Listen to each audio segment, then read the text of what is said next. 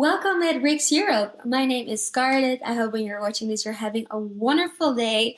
And today I'm going to discuss with you the fact that I think Sweden is one of the best countries in the world to raise a family.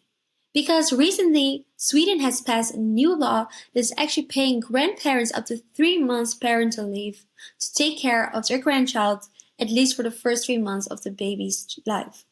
Now, I've been talking about for years and years, even before this law was implemented, that I think it's super important to have grandparents involved in raising the grandchildren. And I'm going to explain to you why I think this law is beneficial to that.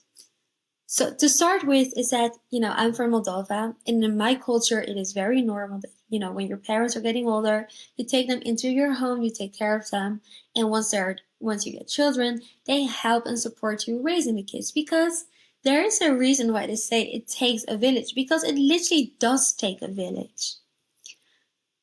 And it's so beneficial on so many levels. Let's start with the grandparents. By supporting grandparents in having them a bigger role in taking care of your grandchildren, you give them that sense of purpose, right? Secondly, they are the beacon of knowledge. They have been the longest on planet Earth. They have witnessed the most challenges, and they can use that knowledge to instill in the child. And sometimes you need experience. They have that experience already. My mom always says, I'll be a much better grandmother than I was as a mother because now I know what to do. It's not like when you get a child, you get a handbook that says you how to raise a child. Grandparents can guide in that process.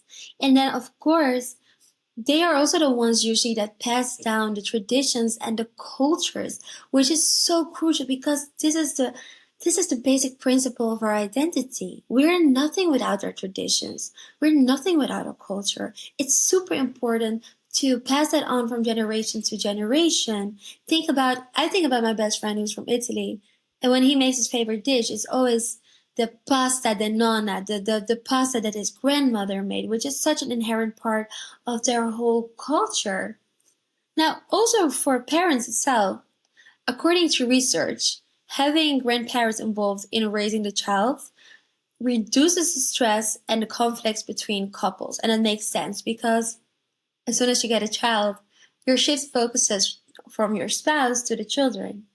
And having your grandparents helping you, supporting you, takes away some of that burden so you can also focus on yourself and your partner, which is an overall good for the well being of a family. And then, of course, for the child. According to research of Oxford, children that are raised or having a bigger influence of their grandparents in their upbringing show 30% more empathy and social skills because they get that social or emotional support from their grandparents.